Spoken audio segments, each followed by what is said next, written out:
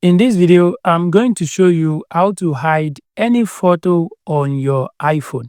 To hide any photo on your iPhone, it's very simple and easy to do. What you want to do first, you want to go to photos on your iPhone.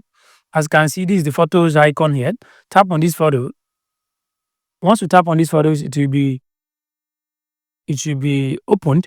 So to now hide any photo here, what you want to do, you want to select the photo you want to hide. Having gotten the photo you want to hide, you want to tap on it, tap and hold on it for just 2 seconds. So once you tap and hold on it for just 2 seconds, it will ask you, it will bring out some things for you. We have the copy, we have the share, we have favorite, we have duplicate, and we have hide.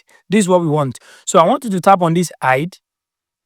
Once you tap on hide, it will ask you, are you sure you want to hide this photo? Just tap on hide photo.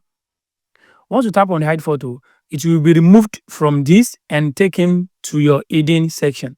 So as you can see, the photos is no longer here.